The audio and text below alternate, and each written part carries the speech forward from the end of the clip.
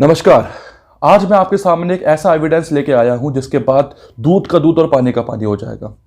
जो बात मैं इतने दिनों से कह रहा हूं कि श्रद्धा केस में आफताब के पीछे और भी कई लोग हैं जिनका इन्वॉल्वमेंट है, जिन्होंने आफताब को बैक किया है, जिसके बाद आफताब ने ये बड़ा कांड किया है। मेरे पास वो लेटर है, एक्सक्लूसिव लेटर है जो कि श्रद्धा ने लिखा था 2020 में 23 नवंबर 23/11/2020 और आज है 23/11/2022। आज से ठीक 2 साल पहले का ये लेटर है जो कि अब सामने आया है, जिसको पढ़ने के बाद आपकी रूह कांप जाएगी, आपके रोंगटे खड़े हो जाएंगे और आप समझ जाओगे कि किस तरीके से पुलिस ने इस केस के अंदर लापरवाही बरती है। पहले मैं इसको अंग्रेजी में पढ़ूंगा क्योंकि ये लेटर अंग्रेजी में है, इसके बाद मैं आपको हिंदी में भी इसको समझाऊंगा। To the police Evershine City Vasai, ऊपर डेट है 23/11/2020। I miss Shraddha Vikas Walkar, age 25, would like to report Aaftab Amin Pune वाला, एज 26, ये फोन नंबर है, ये उसका लोकेशन है। Has been abusing me and beating me up. Today ही tried to kill me by suffocating me and scares and blackmails me that he will kill me, cut me up in pieces and throw me away. He will kill me, cut me in pieces and throw me away. श्रद्धा ने लिखा है, It's been 6 months he has been hitting me, but I do not have the guts to go to the police station because he would threaten to kill me. His parents are aware. ध्यान से सुनिए, his parents are aware that he beats me and that he tried to kill me. They also know about we living together in past and they visit on weekends. I lived with them till date as we were supposed to get married anytime soon and had the blessing of his family. Henceforth, I am not willing to live with him, so any kind of physical damage should be considered coming from him, and as he has been blackmailing me to kill me or hurt me whenever he sees me anywhere. नीचे देखिए दोस्तों, police जो थाना है इसका नाम है Tulinj police station. ये तुलिंज पुलिस स्टेशन महाराष्ट्र के पालघर के अंदर आता है। इसके जो भी इसके अंदर बैठा था उस वक्त पुलिस वाला, उसने साइन भी कर रखा बाकायदा, यानी कि उसने कंप्लेंट को रिसीव किया था। नीचे लिखा है रिगार्ड्स श्रद्धा वालकर, वो नंबर है वो मैं हाइड कर रहा हूं। ये है वो लेटर, ये है वो प्रूफ, ये है वो प्रूफ। श्रद्धा वालकर ने 2020 में 23/11 आज ही के दिन 2 साल पहले कंप्लेंट लिखी थी पुलिस वालों को। डरी हुई थी वो, सहमी हुई थी वो, बेचैन थी वो, घबराई हुई थी। उसके बावजूद भी उसने लेटर लिखा कि मुझे डर है कि ये मुझे मार देगा। एक बार जरा मैं आपको हिंदी में इसको ट्रांसलेट करके बताता हूँ उसने क्या लिखा हुआ था। मैं श्रद्धा विकास वालकर, 25 साल मेरी उम्र है और मैं रिपोर्ट लिखना चाहती हूँ आफताब अमीन पुणे वाला, जिसकी उम्र 26 साल है, जिसका ये है फ़ोन नंबर, ये है उसका एड्रेस।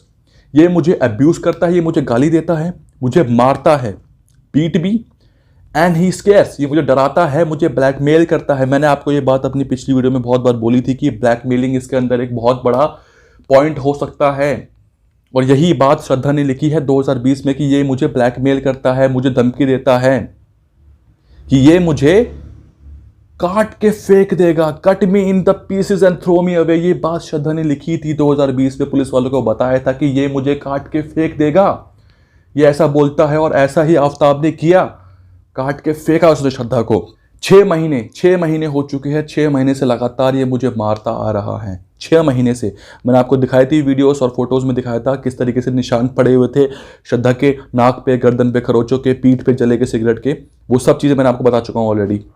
बट मेरे अंदर गट्स नहीं थे पुलिस स्टेशन जाने के, नहीं हो पाते गट्स यार। जब आपको कोई इंसान मार रहा है, धमकी दे रहा है, आप अकेले रह रहे हो, आपका परिवार अलग है आपसे, आप किसी के साथ लिव इन में रह रहे हो, वो पूरा प्रेशर इंसान, वो लड़की झेल कैसे पा रही होगी आप सोचिए।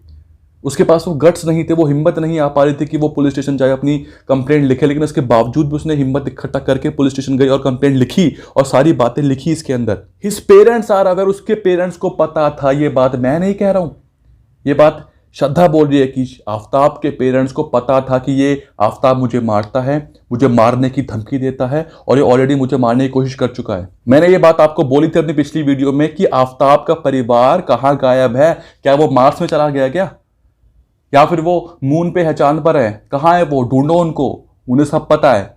ये बात श्रद्धा ने भी लिखी है कि आफ्ताब के परिवार को पता था कि आफ्ताब मुझे मारता है, मुझे पीटता है, मुझे धमकी देता है और मुझे मारने की कोशिश भी कर चुका है। गला दबा के लिखा हुआ है सफोकेटिंग, गला दबा के मुझे मारने की कोशिश ऑलरेडी कर चुका है। ये बात आफ्ताब के परिवार को पता है और उनको पता है कि मैं और आफ्ताब साथ में रहते हैं लिव इन में। आफ्ताब का परिवार वीकेंड्स में आता है, यानी कि शनिवार रविवार जब वीकेंड्स होता है, हफ्ता खत्म होता है, उस वक्त आफ्ताब का परिवार आता रहता था आफ्ताब के घर पे, जहां पे श्रद्धा रहा करती थी। मैं आफ्ताब के साथ इसलिए रह रही थी क्योंकि हमारा शादी करने का प्लान था, हम शादी करने वाले थे। ये बात लिखी है श्रद्धा ने अपने इस लेटर में, जो पुलिस कंप्लेंट करी है इसने, श्रद्धा ने। लेकिन अब मैं उसके साथ नहीं रहना चाहती और अगर मेरे साथ कोई भी फिजिकल डैमेज होता है तो आप लोगों को पता है कि ये किसने करा होगा। ये चेतावनी दी थी पुलिस वालों को श्रद्धा ने कि अगर उसके साथ कुछ भी गलत होता है, मार पीट या कुछ भी शारीरिक नुकसान होता है, तो इसका जिम्मेदार सिर्फ और सिर्फ एक शख्स होगा, आफ्ताब अमीन पूनावाला।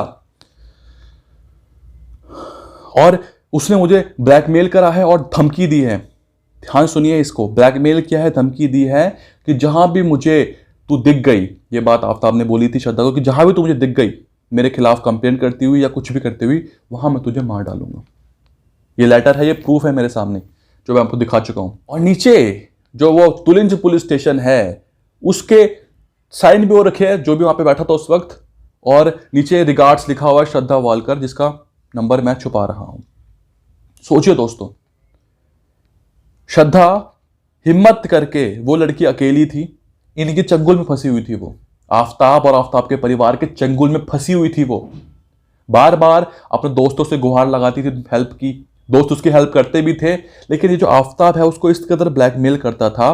मैं ये बात बोल चुका हूं कि ब्लैकमेलिंग इसके अंदर बहुत बड़ा एक पॉइंट है, ब्लैकमेल करता था। अब वो किस तरीके से ब्लैकमेल करता था वो बात नहीं पता, कोई तस्वीर थी, कोई वीडियो थी, कुछ था, कुछ तो था जिसको लेकर श्रद्धा बहुत परेशान रहती थी और धमकी भी देता था। भाई 2020 में धमकी दे चुका था कि मैं आफ्ताब अमीन पूनावाला, आफ्ताब ने धमकी दी थी कि मैं तुझे काट के फेंक दूंगा टुकड़ों में। वो भी श्रद्धा ने ये बात लिखी, लेकिन उसकी किसी ने सुनी नहीं। श्रद्धा ने यह भी लिखा कि आफ्ताब का परिवार इसके अंदर शामिल है। आफ्ताब के परिवार को पता था कि आफ्ताब मुझे मारता है, मुझे धमकी देता है, मुझे मारने की कोशिश कर चुका है सफोकेट करके, गला दबा के। ये बात आफ्ताब के परिवार को पता थी और इसके बावजूद भी आफ्ताब का परिवार आफ्ताब को कुछ नहीं कहता था। क्या बात है, आफ्ताब का परिवार वीकेंड्स पे आता था मिलने के लिए और मैं उनसे मिलती भी थी क्योंकि मैं उनकी ब्लेसिंग देना चाहती थी। सोचिए श्रद्धा किस कदर आफ्ताब के प्यार में थी, या क्या था कि मतलब वो इतना पिटने के बावजूद भी, सब कुछ होने के बावजूद भी उसके परिवार की कदर करती थी, आफ्ताब के परिवार की कदर करती थी, आफ्ताब के परिवार की रिस्पेक्ट करती थी। लेकिन आफ्ताब का परिवार आफ्ताब को सपोर्ट करता रहा, कुछ नहीं कहा उसने आफ्ताब को। शायद इसीलिए आफ्ताब का परिवार फरार है आफ्ताब का परिवार। अभी तक उनकी लोकेशन ट्रेस नहीं हो पाई है। पुलिस क्यों नहीं ढूंढ पा रही आफ्ताब के परिवार को, एक बहुत बड़ा सवाल उठ के आता है। और ये पुलिस इस कंप्लेंट को हल्के में ले लिया। यार कोई लड़की या कोई लड़का, कोई भी हो सकता है, कोई कंप्लेंट आपके सामने लिख के लेके आ रहा है और इतनी बड़ी बड़ी बातें उसके अंदर लिखी हुई है कि ये बंदा, ये शख्स मुझे मारता है, मुझे मारने की कोशिश कर चुका है, मुझे धमकी देता है और मुझे बोलता है कि तेरे टुकड़े करके फेंक दूंगा। कितनी बड़ी स्टेटमेंट है ये, इसको आप ऐसे इग्नोर नहीं कर सकते। उसने बोला उस लड़की ने कि भाई साहब मुझे डर लगता है, मेरे अंदर हिम्मत नहीं हो पाती, मैं गट्स नहीं ले पाती अपने अंदर कि कैसे जाके पुलिस स्टेशन जाऊं और अपनी सारी बातें बताऊं, क्योंकि ये मुझे धमकी देता है, मुझे मारता है, मुझे पीटता है, मुझे सारी हैवानियत के हदें पार करता है। आफ्ताब का परिवार भी इसमें शामिल है, ये बात लिखी है श्रद्धा ने उस कंप्लेंट में। लेकिन क्या हुआ, कुछ नहीं। 2020 की बात है ये, आपको पता है कि 2020 में सरकार किसकी थी महाराष्ट्र में, किस तरीके से ऐसे केस को रफा दफा कर देना, ये पता नहीं, मुझे बात समझ में नहीं आ रही कि क्या हुआ था उस वक्त। इस कंप्लेंट को एक्सेप्ट करके आफ्ताब को पुलिस स्टेशन में बुलाना चाहिए था, इससे इंटेरोगेशन करनी चाहिए थी, इससे सवाल पूछने चाहिए थे कि ये जो लड़की लिख रही है तेरे बारे में, ये क्या है, तू धमकी क्यों देता है उसको, क्यों उसको मारने की बात करता है, तेरी हिम्मत कैसे होती है सब बोलने की।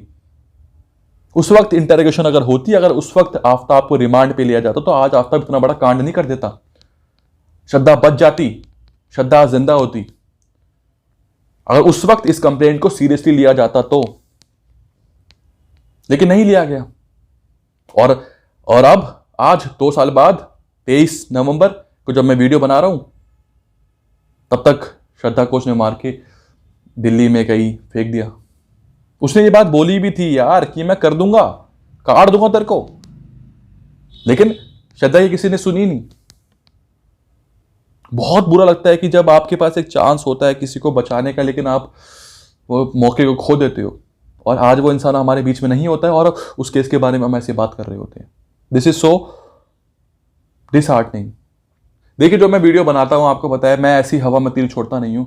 बहुत रिसर्च करनी पड़ती है, एविडेंसेस देखने पड़ते हैं, हर जगह सर्च मारना पड़ता है कि क्या ये इन्फॉर्मेशन सही है, क्या ये इन्फॉर्मेशन गलत है। और जो इन्फॉर्मेशन सही होती है उसको मैं आपके सामने लेके आता हूं, तब जाके ये वीडियो बनती है। और मैं चाहता हूं कि आप इस वीडियो को शेयर करें, बाकी लोगों तक पहुंचाए, ताकि ये जो एविडेंस है, जो इतना बड़ा प्रूफ है जो निकल के सामने आया है, ये बाकी लोगों तक पहुंचे और लोगों को पता चले कि किस तरीके से पुलिस प्रशासन के ढीलेपन से, इग्नोरेंस से इतने बड़े बड़े कांड हो जाते हैं। जो भी आपकी राय हो मुझे प्लीज़ बताइए कमेंट सेक्शन में। कोई सुझाव या कोई शिकायत करनी हो तो आप मुझे इंस्टाग्राम पर भी मैसेज कर सकते हैं। वीडियो को शेयर करना ना भूलें। आप सभी का धन्यवाद।